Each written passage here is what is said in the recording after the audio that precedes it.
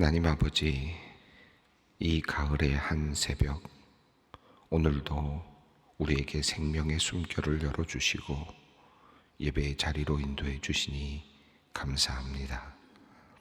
주님의 인자하심은 끝이 없고 주님의 자비는 무궁하며 늘 아침마다 새롭습니다. 날마다 새로운 주님의 성실하심을 경험하며 이 새벽 주님 앞으로 나아갑니다. 우리를 기쁘게 맞아 주시옵소서. 하지만 주님, 이렇듯 주님 앞으로 나온 우리들이지만 우리의 마음은 늘 요동치는 바다와 같습니다. 지난날의 모든 잘못들, 어제의 실수들을 생각하면 마음이 움츠러들고 오늘을 살아낼 용기가 생기지 않습니다. 우리가 얼마나 약하고 여린 존재인지를 주님은 잘 아십니다. 조금만 실수해도 마음이 상하고 조금만 잘못해도 실존이 무너져 내리곤 합니다. 가치 없는 존재인 것 같아서 절망하고 의미 없는 삶을 살고 있는 것 같아서 또 낙심합니다. 세상의 유혹들, 정욕과 욕망에 늘 우리는 노출되어 있습니다. 세상이 주는 걱정거리들이 우리의 마음을 온통 지배하고 있습니다. 아이들의 미래를 생각하면 두려움이 몰려오고 아이들을 잘 키울 수 없을 것 같은 패배감이 몰려옵니다. 부모님을 잘 모시지 못하는 안타까움도 있습니다. 아내와 남편, 사랑하는 부부가 행복한 가정을 이루지 못하는 실망감도 있습니다. 하나님, 오늘도 우리의 현실은 이렇듯 수많은 문제들과 마음의 상처들로 가득 차 그것이 우리의 마음을 어지럽게 합니다. 주님, 그래서 오늘도 기도합니다. 성령 하나님, 오늘도 바라며 간구합니다. 오늘도 우리의 마음에 좌정하시어 모든 조각나고 망가진 우리의 심령을 새롭게 하여 주시옵소서. 다시 새롭게 일어설 용기를 주시고 해낼 수 있다는 믿음과 실천할 힘을 주시옵소서. 두려움 없이 주님을 의지하며 우리의 연약함을 극복하며 오늘도 바르게 그리고 주님 보시기에 아름답게 살아가는 우리 모두가 되게 하여 주시옵소서. 자비로우신 하나님, 오늘부터 주일까지 진행되는 청년부 수련회를 위해 기도합니다. 복음 그리고 프로테스탄트라는 주제 아래 성경 속 복음의 정수를 깨닫고 역사 속 개신교회의 정신을 고취하고자 합니다. 이번 수련회를 통하여 우리 청년들이 복음의 힘에 사로잡히게 하여 주시옵소서. 진리를 위하여 저항했던 개신교회의 정신과 뜨겁게 만나고 세상 속에서 진리를 붙잡고 살아가게 하여 주시옵소서. 수련회의 시작부터 끝까지 진행의 모든 일이 순조롭도록 도우시며 이를 준비하고 실행하는 사람마다 기쁨과 보람을 얻게 하시며 서로 정답게 교제하는 모든 시간이 아름답게 하여 주시옵소서. 한반도를 사랑하시는 하나님, 오늘부터 매주 금요일마다 5주간 열리는 북방선교부 주간 통일선교학교를 위해 기도합니다. 하나님, 이번 선교학교를 통해 참여자들이 북한을 향한 하나님의 아픈 마음을 더 깊이 느끼게 하시고 복음 통일의 소망을 굳건히 하는 시간이 되게 하여 주시옵소서. 배움으로만 그치지 않게 하시며 북한의 복음화와 이 땅의 탈북민을 위하여 기도하고 섬기며 복음 통일의 선한 마중물이 되게 하여 주시옵소서. 오늘 있을 샬롬부 가을 신앙 페스티벌을 위해 기도합니다. 우리 샬롬부의 모든 회원들이 아름다운 계절 가을에 선교관에 함께 모여 예배드리고 특별히 오랫동안 기도해온 일생일бот들과 함께 가을 음악회로 즐겁게 교제하는 시간을 갖게 됩니다.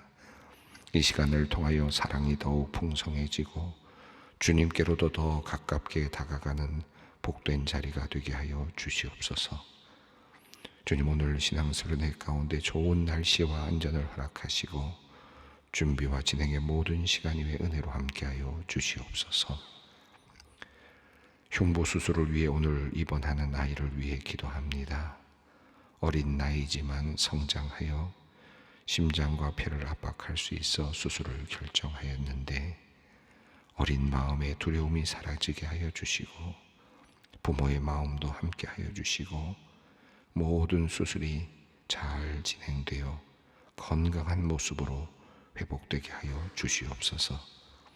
아이의 앞길을 주님께서 선하게 인도하여 주시옵소서.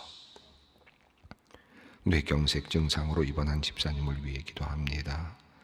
당뇨가 오래되었고 기저질환이 있어 합병증으로 고생하실까 하여 가족들이 염려하고 두려워합니다. 하나님께서 긍휼을 베푸시어 모든 치료의 과정 가운데 개입하여 주시옵소서. 마비가 풀리고 속히 퇴원하여 일상으로 돌아오도록 은혜를 베풀어 주시옵소서. 함께 기도하며 간병하는 권사님에게도 용기와 믿음을 주셔서 이 어려움을 잘 이겨낼 수 있게 하여 주시옵소서. 며칠 전 갑자기 뇌출혈로 쓰러져 현재 입원 중인 집사님을 위해 또한 기도합니다. 의료진도 심각하게 주시하는 상황이라 마음이 안타깝습니다. 모든 의료적 치료와 처치가 잘 이루어지기를 원합니다. 그리하여 집사님이 온전한 몸으로 회복될 수 있도록 주님께서 치유의 능력으로 함께하여 주시옵소서. 상황을 지켜보며 불안해하는 남편과 가족들의 마음에도 평안함을 주시고 믿음을 주시기를 기도합니다. 기도함으로 얻는 주님의 은혜를 경험케 하시고 온 가족이 주님의 능력을 찬양할 수 있도록 인도해 주시옵소서.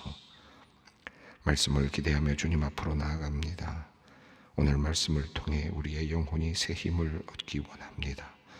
성령님께서 말씀 가운데 함께 하시옵소서. 예수님의 이름으로 기도 올리옵나이다. 아멘. 오늘 주시는 말씀입니다. 누가복음 4장 31절로 37절까지 말씀입니다. 누가복음 4장 31절로 37절까지 말씀을 함께 읽겠습니다. 갈릴리의 가버나움 동네에 내려오사 안식일에 가르치심에 그들이 그 가르치심에 놀라니 이는 그 말씀이 권위가 있음이러라. 회당에 더러운 귀신 들린 사람이 있어 크게 소리질러 이르되 이 나사렛 예수여, 우리가 당신과 무슨 상관이 있나이까? 우리를 멸하러 왔나이까? 나는 당신이 누구인 줄 아노니 하나님의 거룩한 자니이다. 예수께서 꾸짖어 이르시되 잠잠하고 그 사람에게서 나오라 하시니 귀신이 그 사람을 무리 중에 넘어뜨리고 나오되 그 사람은 상하지 아니한지라. 다 놀라 서로 말하여 이르되 이 어떠한 말씀인고 권위와 능력으로 더러운 귀신을 명함에 나가는도다 하더라. 이에 예수의 소문이 그 근처 사방에 퍼지니라. 아멘. 어제 본문 말씀은 나사렛에서 예수님께서 말씀을 전하셨지만 그곳에 있었던 동네 사람들, 함께 자라났던 사람들로부터 결국은 쫓겨나게 되는 그런 말씀을 우리가 함께 읽었습니다. 예수님께서 공생애를 시작하시면서 제일 먼저 가신 곳이 나사렛이라고 이렇게 누가복음은 적고 있습니다. 의도를 가지고 분명하게 의미를 부여하고 있는 그런 하나의 구성이라고 말씀을 드렸습니다. 나사렛에서 예수님께서는 이제 또 추방을 당하시는 그런 아쉬운 그런 모습이 나타났습니다. 근데 그 이야기가 주는 의미가 뭘까? 이 이야기 흐름, 누가복음의 전체적인 큰 흐름을 보면 예수님은 누구인가에 대한 큰 질문이고 그 질문에 대한 답들이 계속해서 이어졌습니다. 그런데 끊임없이 성령을 통하여서 예수님은 하나님의 아들이시다라고 하는 사실, 메시아이시다라고 하는 하나님 자신이시다라고 하는 사실이 끊임없이 반복적으로 선포되고 또 확인이 되어 왔습니다. 예를 들면 예수님의 탄생의 이야기 속에서 천사 가브리엘이 예언하고 또 말하기를 하나님의 아들 탄생에 대한 예언을 말씀을 하죠. 그리고 또 하나님의 성령의 감동함을 받아서 사가랴가 하나님의 아들의 탄생에 대한 이야기를 합니다. 또 엘리사벳도 그렇습니다. 또 마리아도 그랬습니다. 또 나중에 시므온도 그랬습니다. 안나도 그랬습니다.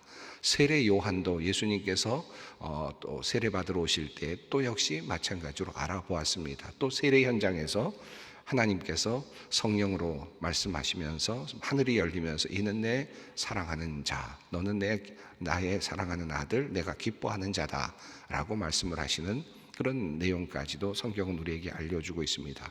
끊임없이 성경은 하나님의 아들, 예수는 하나님의 아들이시다 라고 하는 사실을 말씀했습니다. 더 나아가서 예수님 자신도 12살 때 내가 아버지 집에 있어야 될 줄 모르십니까? 라고 육신의 아버지가 찾고 있었다라고 하는 말에 대해서 예수님께서는 내가 아버지 집에 있어야 할 줄 모르셨습니까? 라고 말함으로써 육신의 아버지와 또 하나님 자신의 진정한 아버지이신 하나님에 대해서 구별을 하고 있는 모습을 또 보여주었습니다. 또 예수님 자신도 그러니까 스스로 내가 하나님의 아들이다라고 스스로 인지하고 계셨고 또 하나님도 하늘에서 이는 내 사랑하는 아들이다 라고 그렇게 말씀을 하셨습니다. 심지어는 예수님께서 이제 그렇게 세례를 받으시고 그리고 시험 받으시러 광야에 가셨을 때 마귀도 역시 그를 인정했습니다. 네가 하나님의 아들이거든 이라고 하면서 하나님의 아들이라면 돌로 떡이 되게 만들어라. 네가 하나님의 아들인 걸 인정한다. 그런데 그렇다면 너를 위해서 너의 힘을 써라 라고 하는 그런 도전을 해오기도 했었습니다. 그러니까 누가복음 1장부터 지금까지 흘러내려오는 큰 흐름은 예수님은 누구신가? 라고 하는 질문에 대한 답이었고 그 질문에 대한 답은 여러 케이스들, 여러 가지 경우들을 계속해서 하나씩 이렇게 쌓아가면서 예수님은 하나님의 아들이시다 라고 하는 사실을 계속해서 이제 증명해 왔습니다. 자, 그런데 어제 읽었던 본문 말씀 첫 번째로 예수님께서 나사렛에 들어가셔서 이제 말씀을 증언하시고 말씀에 대한 해석을 하셨는데 성령이 하나님의 영이 내게 임하셨으니 라고 말씀하시면서 하나님께서 이제 예수님께서 하시는 일에 대한 사명을 말씀을 하셨을 때 그때 나사렛 사람들은 뭐라고 말합니까? 이는 요셉의 아들이 아니냐라고 그렇게 이야기를 합니다. 자, 여기에서 이제 지금까지 쌓아왔던 그것이 무너지는 것 같은 느낌이 들죠. 그리고 또 한편으로는 인간들은 결국 세상은 하나님의 아들을 아직 몰라본다 라는 사실을 알려주고 있습니다. 주님의 영으로 감동된 사람들은 지금 하나님의 아들이다, 하나님의 아들이다 끊임없이 고백하고 있고 그리고 또 천사들도 하나님도 예수님 자신도 모두가 다 지금 하나님의 아들이심을 증명해 오고 있습니다. 계속해서 1장, 2장, 3장에 걸쳐서 그리고 나서 예수님께서 이제 사탄에게 시험을 받으시고 마귀에게 시험 받으신 다음 마귀도 알아차렸습니다. 자, 그런데 고향으로 갔더니 고향에 살고 있는 사람들은 네가 요셉의 아들이 아니냐라고만 말합니다. 하나님의 아들이라고 하는 그것을 전혀 생각하지 못합니다. 당연히 그렇겠죠. 인간의 세상은 하나님의 아들을 그저 육적으로는 알아볼 수가 없습니다. 그래서 어제 본문 속에서 이는 요셉의 아들이 아니냐라는 이 말 속에서 지금까지 쌓아왔던 모든 것들이 한꺼번에 막 무너져 내리는 것 같은 그런 참담함을 느끼게 되죠. 이게 예수님의 사역의 시작점이다라는 겁니다. 그러니까 성령으로 감동된 사람들은 예수님이 누구인지를 알고 있지만 또 알아가고 있지만 그러나 인간 세상은 예수님이 누구인지를 전혀 아직 모르고 있다라고 하는 겁니다. 특별히 그의 고향, 그의 가족들과 함께 있었던 많은 동네 사람들은 예수님을 그저 요셉의 아들로만 지금 보고 있습니다. 결국은 그 고향에서 쫓겨나게 되는 그런 모습이 첫 번째 이야기로 이제 누가복음은 우리에게 전하고 있습니다. 자, 예수님께서 그 사탄에게 시험을 받으시고 공적으로 사역을 시작을 하시면서 제일 먼저 간 곳을 누가복음은 나사렛 고향 땅, 그리고 나서 오늘 본문은 가버나움이라고 하는 동네로 이렇게 연결을 해서 설명을 합니다. 오늘 본문부터 이제 다음 본문, 그 다음 본문까지 저희 새벽기도 본문에 따르면 그때 거기까지가 하나의 큰 맥을 이루고 있는데요, 한 덩어리로 되어 있습니다.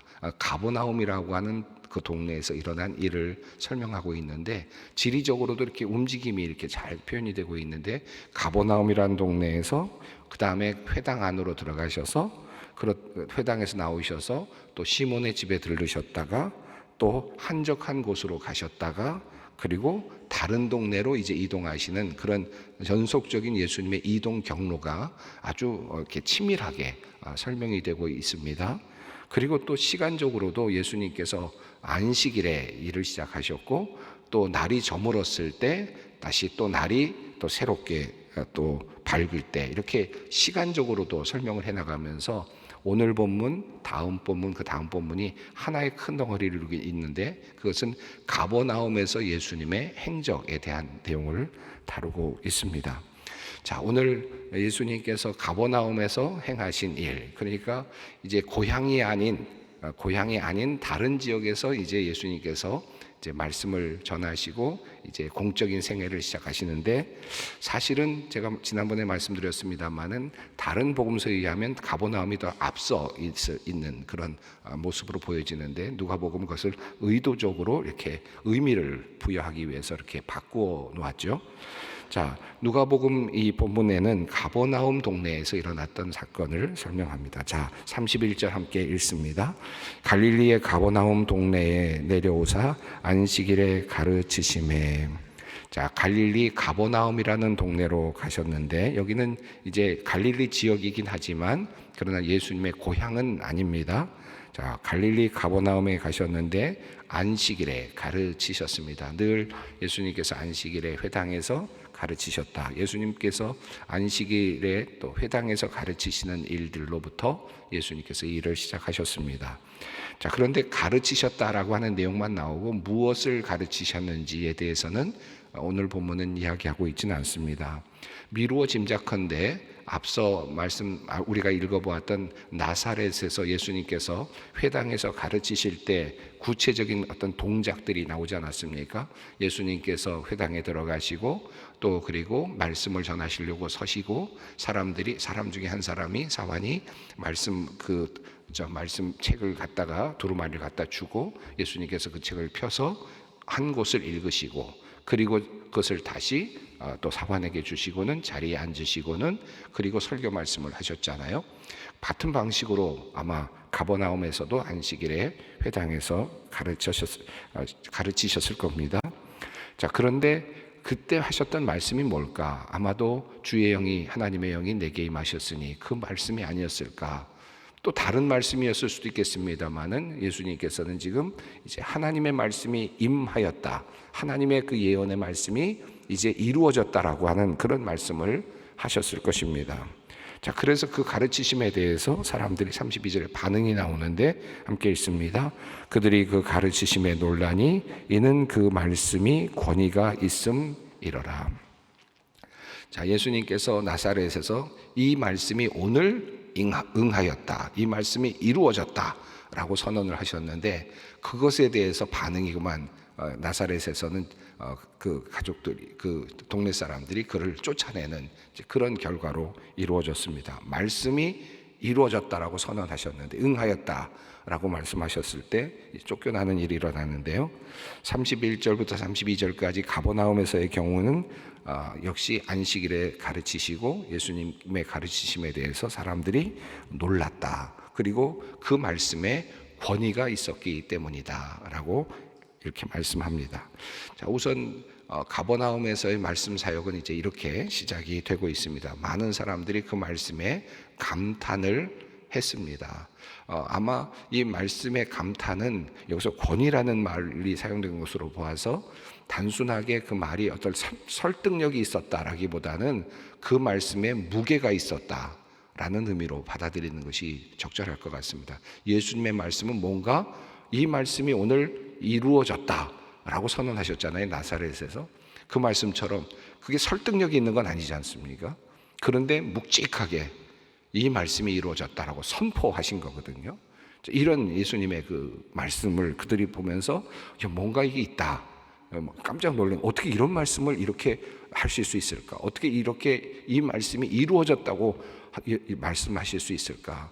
설득하는 게 아니라 예수님께서는 지금 확실하게 선포하시는 거죠. 그런 면에서 권위가 있었다. 이렇게 말씀합니다. 그런데 하나의 사건이 일어나는데 33절부터 내용입니다. 함께 읽겠습니다. 회당에 더러운 귀신 들린 사람이 있어 크게 소리질러 이르되. 회당에 어떻게 귀신 들린 사람이 들어갔는지 이것도 참 이해할 수가 없습니다. 회당이라고 하는 것은 그래도 이스라엘 백성들이 말씀을 읽고 또 성스럽게 관리하는 그런 장소인데 여기 어떻게 귀신 들린 사람이 들어있었는지 잘 알 수가 없습니다. 그러니까 이 귀신 들린 사람이 보통 회당에 들어갈 때는 잘 그렇게 드러나지 않았을 수도 있겠다. 그러니까 예수님을 만나기 전까지 회당에 앉아 있을 때 그 사람은 아주 평범한 사람처럼 보였을 수도 있겠다라고 이렇게 추측이 되죠. 그런데 여기 더러운 귀신 들린 이렇게 되어 있는데 이 원어로 보면 더러운 영, 귀신 들린 이렇게 되어 있습니다. 더러운 영 이렇게 되어 있습니다. 예수님께서 제일 처음으로 이제 기적을 베푸시게 되는데요. 공적인 생애에서 이 마가복음도 그렇습니다만은 공적인 사역을 하시면서 제일 먼저 하셨던 게 귀신 들린 사람을 귀신을 내어 쫓으신 것이었어요. 마가복음도 그랬습니다. 근데 누가복음도 예수님께서 귀신 들린 사람을 내어 쫓는 더러운 영을 내어 쫓는 것인데 지금까지 예수님에 대한 예언, 예수님의 말씀에 대해서는 계속해서 성령이라는 표현이 나왔어요. 성령께서 역사하셨어요. 성령께서 알려주시고 성령께서 깨우쳐 주시고 성령께서 드러내 보여주시고 그렇죠? 성령이 계속해서 이제 따라붙습니다. 그래서 성령이란 말은 다른 말로 표현하면 거룩한 영입니다. 거룩한 영이라는 표현이거든요. 거룩한 영이라는 말이 계속 나오다가 처음으로 더러운 영이라는 게 나오는 거예요. 지금 완전히 성령과 반대되는 지금 영입니다. 더러운 영, 귀신 들린 사람. 이제 예수님께서 성령의 인도하심을 받고 성령과 함께 역사하고 계시는데 맞닥뜨리고 있습니다. 반대, 더러운 영을 가지고 있는 귀신 들린 사람을 맞닥뜨립니다. 그래서 성령의 역사와 이제 더러운 영, 거룩한 영의 역사와 더러운 영의 어떤 그 대결이 이루어지는데 이것이 예수님의 첫 번째 사역의 출발점입니다. 그런데 아마도 귀신 들린 사람이 그 귀신에게 이렇게 잡혀 있었던 사람이라고 보여지는데 예수님을 만나기 전까지는 그저 회당에서 종교인처럼 그렇게 행세를 하고 있었을 가능성이 높은데 그런데 예수님을 만나자마자 발작을 한 겁니다. 크게 소리질러 이야기를 한 겁니다. 그러면서 이야기를 하는데 그 내용이 34절에 나옵니다. 함께 읽겠습니다. 나사렛 예수여, 우리가 당신과 무슨 상관이 있나이까? 우리를 멸하러 왔나이까? 나는 당신이 누구인 줄 아노니 하나님의 거룩한 자니이다. 이 더러운 영도 하나님의 아들이라는 사실을 예수가 누구인지를 알아차렸어요. 마귀도 알아차렸고 더러운 영도 알아차렸습니다. 거룩한 영은 다 말할 나위도 없죠. 거룩한 영은 그 자신이 증명하시니까요. 오직 사람들만 모르고 있는 겁니다. 지금 모든 일반인들만 지금 예수가 누구인지를 모르고 있습니다. 영적인 세계는 다 알고 있는 지금 겁니다. 더러운 영도 하나님의 거룩한 분이시다. 예수님이 그분을 알고 있습니다. 그러면서 내가 당신이 누구인 줄 압니다. 라고 말하면서 이 더러운 영도 하나님의 거룩한 자이다 라고 그렇게 고백이라고 할 수 있을까요? 이건 고백이라고 하기보다는 정체를 알고 있다라고 하는 자기 어떤 그런 표현이죠.